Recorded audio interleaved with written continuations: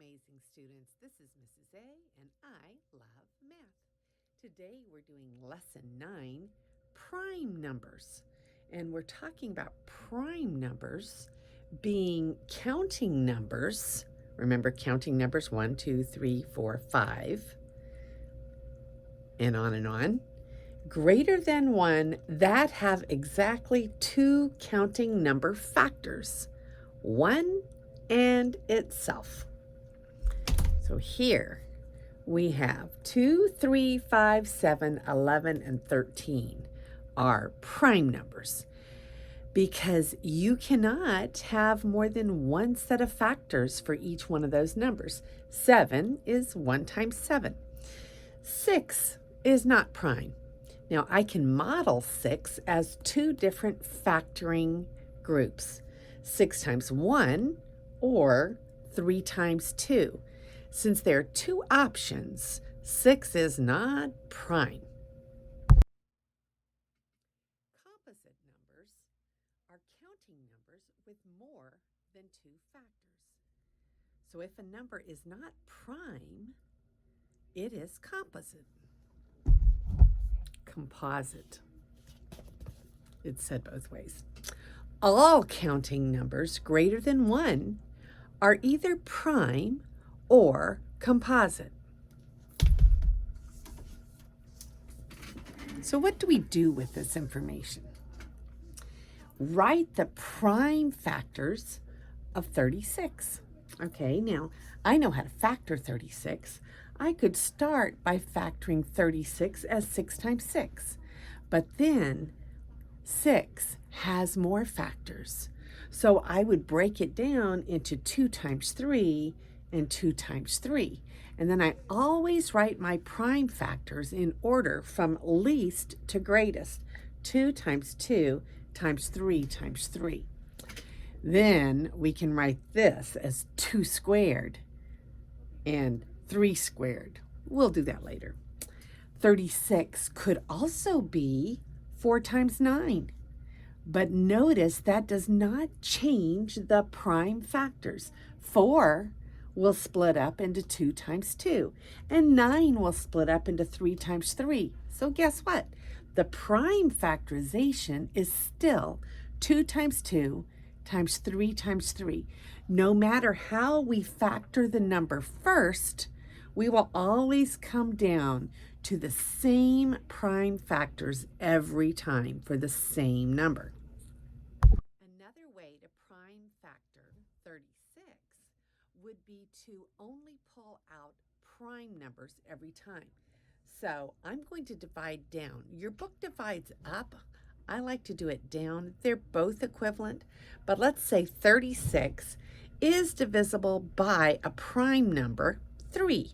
It just happens to be the first prime number that I thought of that goes into 36.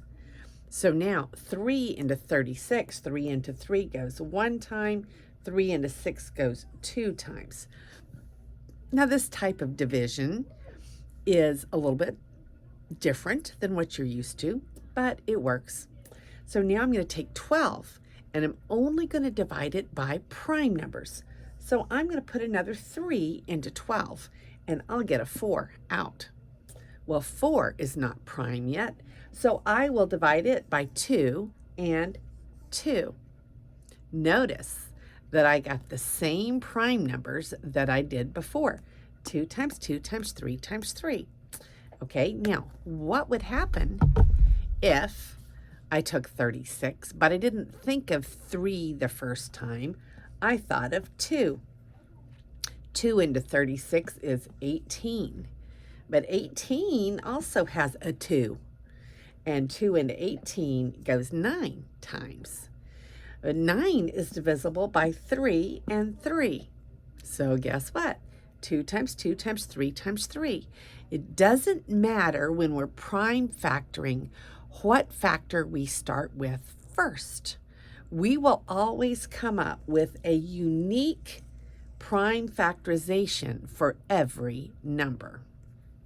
I should have said every counting number. So let's look at 45. So I'm going to factor 45 two ways. I'm going to use a factoring tree, and we know that 45 is 5 times 9. Okay, and then 9 is 3 times 3. But 5 is prime. So the prime factorization would be 3 times 3 times 5. 3 times 3 times 5. And we always write it smallest to largest so that it will be the same every time we do it. So now let's look at 45. But now I'm going to use the other prime factoring method. All right, so I know that anything that ends in 5 is divisible by 5. So I'm going to put a 5, and I know a 9 is the result. So then 3 goes into 9 3 times. 3 times 3 times 5. 3 times 3 times 5. One handy thing to know when we're trying to factor is to know our divisibility rules. A number is divisible by 2 if it ends in a 0, 2, 4, 6, 8. Those are even numbers, and a number is divisible by 2 if it ends in an even number. The sum of the digits is a multiple of 3 is our 3 rule. If we add up all of the digits and the sum is divisible by 3, then the whole number is divisible by 3. Isn't that cool? And we already know that if a number ends in 0 or 5, then it is divisible by 5. Cool thing is that we can combine these rules. If we want to know if a number is divisible by 10, we could look at the last digit, it would be a 0. Or we could know that the number is divisible by 2 and 5. If we know that, 2 times 5 is 10. If it's divisible by both 2 and 5, it's also divisible by 10. A number is divisible by 6 if it is divisible by 2 and 3. So how would we apply this? Now I have a really big number here, but all we're trying to do is tell, is it a prime number or a composite number?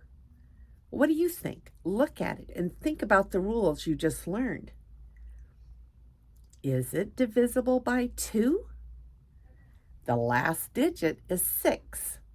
If it's divisible by 2, it is not prime. Because remember, prime would mean no other numbers would go into it except for, boy, I can't even read this without putting commas in, 1,237,526 and 1. Those would be the only factors. But since it's divisible by 2, then we know there's at least another pair of factors. Therefore, this number is not prime, it is composite. Okay, let's look at another number. Okay, what about this number?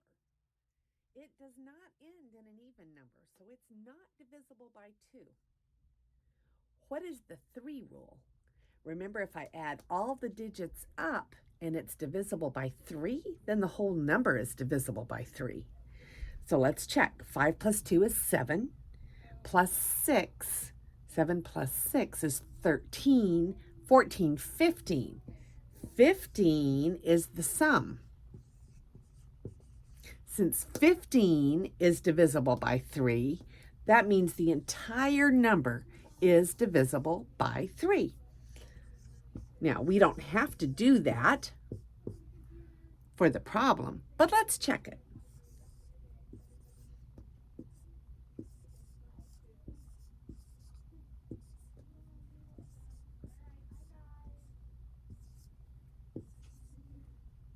I'm out of room here.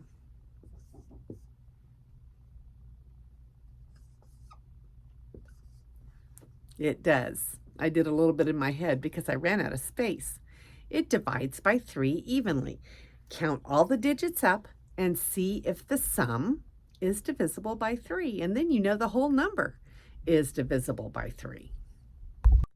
4 is not prime, but it has such a cool rule. I wanted to share it with you. The 4 rule says to only look at the last 2 digits in the number. So on 3,420, we would look at the last 2 digits, 20. Is 20 divisible by 4? Yes. Therefore, the whole number is divisible by 4. And if the last 2 digits are 0, 0, that is divisible by 4 also, because it just means that you have a multiple of 100. And every 100 is divisible by 4. How many quarters are in a dollar? 4. Okay, now remember that I do all of your practice problems for you on the video. So make sure that when you're doing your practice problems, you open up your video and get some help. Is 9 prime or composite? Draw rectangles to decide. Okay, so if I make a 1 by 9 rectangle, 1, 2, 3, 4, 5, 6, 7, 8, 9, that would be 1 times 9, and we can see that that equals 9. Or we could do what? 1, 2, 3 groups of 3. So here's 3 here, and here's 3 here. 3 times 3 is 9, but there are 2 ways to factor. Therefore, it is not prime. It is composite. Okay, look at B. Write the first 10 prime numbers. Now, one thing that a lot of students miss is they put down 1. 1 is not prime. 1 is neither prime nor composite. It's in a class all of its own. Okay, so we don't put down 1, we skip to 2. 2 is only divisible by 2 and 1, so it is prime. 3, okay, 3 times 1 is the only way to factor 3 into counting numbers. 4 is not prime, therefore it must be composite. It is 2 times 2 and 4 times 1. Okay, what about 5? 5 times 1, that's the only way to factor that one into counting numbers. 6 is 2 times 3 and 6 times 1, so it's not prime. 7 is 7 times 1, and there's no other way to factor it, is there? What about 8? 8 is 2 times 4, or 8 times 1, so it is composite. Okay, 9 is 3 times 3. 10 is 2 times 5. So 11. There's no other way to factor 11 besides 11 times 1, is there? 12 has lots of different factors because it's even and a multiple of 3. Okay, so what about 13? 13 is prime. It's only divisible by itself and 1. 14 is even. 15 is a multiple of 3. 16 is even. What about 17? 17 has what? 17 times 1. That's it. 18, no, that's an even number. 19. 19 is another prime number, isn't it? 19 times 1 is the only factorization. 20 has lots of factors. It's even. 21, 3 times 7. 22, 2 times 11. 23. 23 is prime, isn't it? Okay, 24 is even. 25 is 5 times 5. 26 is even. 27 is 3 times 9. 28 is even. 29. What about 29? 29 is prime. Okay, now we're supposed to get to the first 10 prime numbers. Let's see, 1, 2, 3, 4, 5, 6, 7, 8, 9, 10. Look at there, we just did it. Get those down because this is one of the problems in your practice set. These are having to be turned in for your homework, aren't they? Okay, look at C, and it says, draw a factor tree for 36. Make the first two branches 4 and 9. They did most of the problem for me, didn't they? So now 4 is divisible by 2 times 2, and 9 is divisible by 3 times 3. That's one we did at the beginning of the class, isn't it? Okay, so our prime factorization, remember we write these smallest to greatest numbers. 2 times 2 times 3 times 3. Now, here in D, it says, find the prime factors of 60 by dividing by prime numbers. Okay, 60. I'm just going to start with 2 because 2 is prime. 2 into 60 is 30.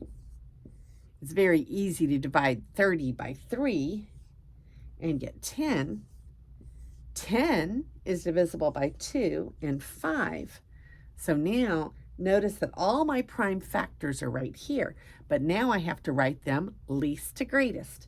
2 and another 2, so 2 times 2 times 3 times 5. And there you have D. Now, E says, find the prime factorization of 25. Now, we know 25 is 25 times 1, but when we're writing a factorization, we don't usually include 1 unless it is the only way to factor it, okay? So on a prime factorization, I wouldn't include 1. I would say 25 is divisible by 5, and then it goes 5 times. So the prime factorization of 25 is just 5 times 5. And F is to factor 100. Now, if you were to sit down and write down all the factors of 100, it would take you a little bit of time. But the prime factorization of 100 takes almost no time at all. We're going to start with a 2. 2 into 100 is 50. Now we're going to divide 50 by 5. Remember, over here is just prime numbers. 5 goes into 50 10 times. But we know 10 is 2 times 5. See how fast a prime factorization is? So 2 times 2 times 5 times 5. And there you have it. Very quick. Okay, so for G, we're going to find the prime factorization of 16. So we'll start here. 16 is divisible by 2. 2 is a prime number. 4 is not a prime number. 8 is not a prime number, so we would put 2. 2 goes into 16 8 times. 8 is divisible by 2, giving us 4. And 4 is divisible by 2, giving us another 2. So the factorization, the prime factorization of 16 is 2 times 2 times 2 times 2, which is 2 to the 4th power. And we're going to be doing more with exponents later. You can leave your answer like this, but isn't it a lot to write? This is a shortcut, okay? So look at H. Choose either A, which is 4, or B, which is 5, or C, which is 6, or D, which is 7. A multi-digit number might be prime if its last digit is. Which one are we going to choose? We can't choose 4 because 4 is even. And if the last digit is even, the number is divisible by 2, which means it's not prime. If the last digit is 5, the number is divisible by 5. If the last digit is 6, 6 is even, which means the number is divisible by 2 and not prime. But 7 is one of those numbers that we might have a prime number if it ends in 7. We don't know we do. 17 is prime. But 27 ends in 7, and it is not prime because 9 times 3 is 27. So you can't assume it's prime just because it ends in 7. Here is our last practice problem. Okay, so in I, it says that 6 is not prime, it is composite, because we can come up with 2 different rectangle models for 6. 6 times 1 and 2 times 3. Now, the question is to take the number 12 and write it in 3 different rectangle forms to show that it also is composite and not prime. Okay, so we'll start with 12 times 1. So we'll make it the 1 rectangle. So 1, 2, 3, 4, 5, 6, 7, 8, 9, 10, 11. I got to stretch it a little bit. 12. Okay, so 12 times 1 is 12. But there should be 2 other ways I can write it. Okay, so 2 times 6 is 12. Okay, so 2 times 6 is 12. 1 times 12 is 12. What about 3? So we'll make 3 rows.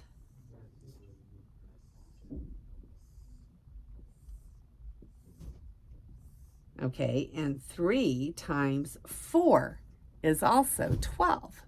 So there you have your practice problems.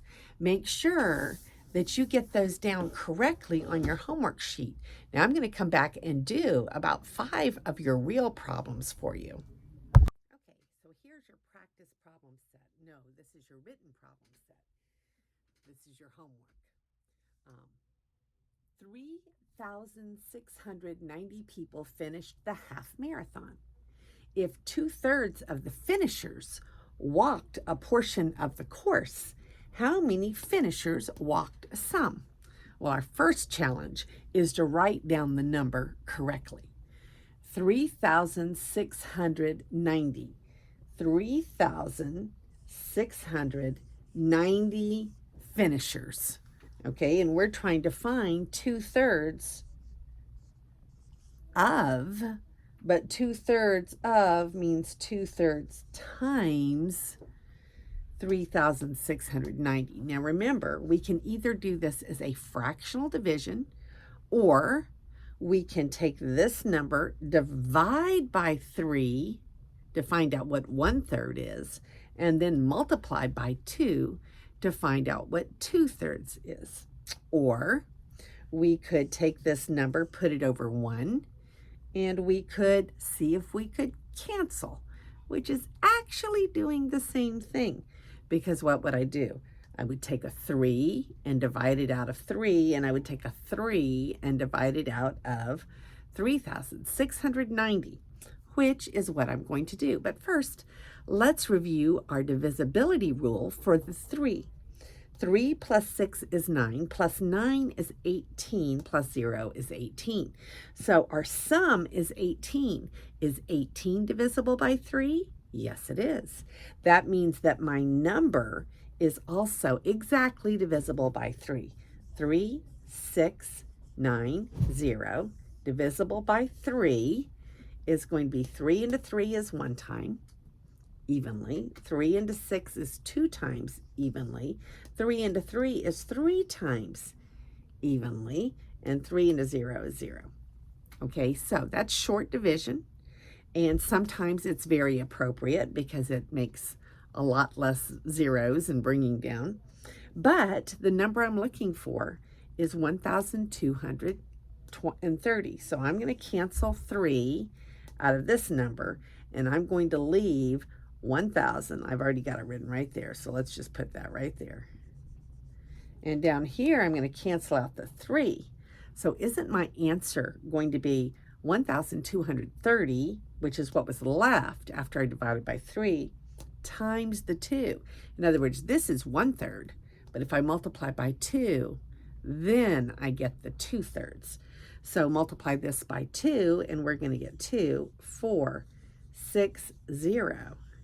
And that is 2/3 of 3,690. Now, let's look at number 2. A doorway is 2 meters high. How many centimeters high? Now remember, back from page 37, 100 centimeters is 1 meter. So we're going to come over here and we're going to use that conversion. Are we going to say 100 centimeters is 1 meter, or are we going to say 1 meter is 100 centimeters? Which way are we going to put that fraction?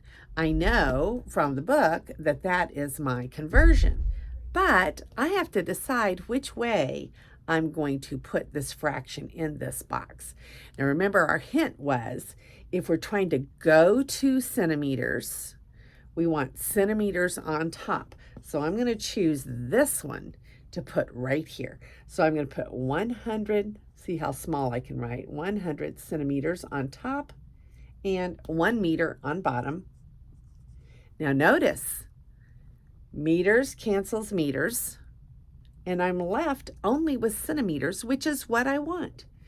2 times 100 is 200 centimeters. Okay, so here's problem number 3. We are driving 80 kilometers per hour. I think in the book they gave him a name. It was Curtis. Curtis was driving 80 kilometers per hour. How many kilometers would he drive in 2 hours, 3 hours, and 4 hours? If he's driving every 80 kilometers every hour, that means 1 hour gets him 80 kilometers down the road.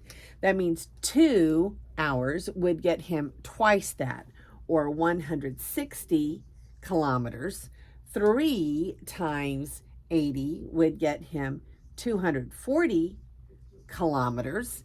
And then 4 times 80 would get him 320 kilometers. And that's all you really had to do for that one. I ran out of units over there, but you could put 160 kilometers, 240 kilometers, 320 kilometers. This one down here is fun. It says plot an equation for this problem. So the plot is really all they're asking for are we doing addition or a subtraction type of problem. So let's read it. Okay, 150 miles of track in the first month was laid. This is like railroad track. Up to 320 at the end of the second month. So A says how many miles the second month. Okay, well, we're going to have to subtract, aren't we? Where our equation is going to be 320 minus 150 equals. So that's our equation. And our answer to that equation is going to be 170 the second month. So 170 miles of track the second month. Okay, then it says what is the average of how many miles per month? Now we can do the average 2 ways. We can take the total at the end of the second month, which already included the first month, and we could divide by 2, which would be 160. So 160 miles of track each month. Or we could take the first month, which is 150, add it to the second month, which is 170, and divide by 2. So notice when I do that, don't I get 0, 12, 320, which is what I just did, okay, and then divide it by 2, which gives you 160. So you can either start with the sum and then just divide it by 2, or you can add the 2 individual months to get the sum and then divide it by 2. Okay, so here's the last problem on this video. I'm taking you all the way through So a traffic counter in number 5 is reporting the number of vehicles heading north through an intersection for a 7-day period. So here are the counts that the traffic counter gave: 86, 182, 205, 214, 208, 190, 126. Okay, now we're to find a median first, and then the mean, and then we have to decide which one is the closer to the middle of the data. So we're going to look at this. When we're trying to find a median, remember our first step is to put our data in order from least to greatest. So our smallest one is 86. Okay, so we're going to put 86 first. And then after 86, our next one is 126. And then after that, our next one is 182. And then 190. And then 205. 208. 214. Okay, so I have to get my data in order to find the median. So now when I'm looking for the median, that is my middle data point. So I can just start crossing off the first and the last, the next and the next, the next and the next, and then my median is 190. Now remember, if you don't have an exact middle piece of data and you end up with 2 pieces of data, then you take the average of the 2 of them. All right, so now the mean, remember I add up all the data and then I divide by the number of data pieces I have. So I did a little bit of this for you because I didn't want to put them all on the board and add them up. So the sum of all of these 7 pieces of data is 1,211. So I just did that for you. I added them all up together. So now the only thing that we have to do is divide that number by 1, 2, 3, 4, 5, 6, 7 pieces of data. So let me do that. 1,211. Now I'm doing this for you because a lot of you are still struggling with division. 1,211 divided by 7. Okay, so we'll do this with long division. 7 goes into 12 one times. 1 times 7 is 7. Subtract and get 5. Bring down your 1. 7 into 51 goes 7 times 7 is 49. Subtract and get 2. Bring down the 1 from here. 7 into 21 is 3. Exactly. So 173 was the mean. Okay, so we'll put 173 right here. Now it says, are most of the counts closer to the median or to the mean? So when you look at it, when you're looking at the mean, this one right here, one low traffic count, pulls the whole mean down. But if you look at the middle of the data, the median is actually closer to the data points than the mean is, which is 173. So 173 on our little list here would be right here in between. So 173, well, it's 2 steps from that one. It's 1 step from that one, 1 step from that one, 2 steps from that one, 3 steps from that one, 4 steps from that one, 5 steps from that one. Okay, so, but if you pick the median of the data, then it's really in the middle. Okay, so this 1 point right here pulls the mean way down. So that means that the median is a better middle of your data.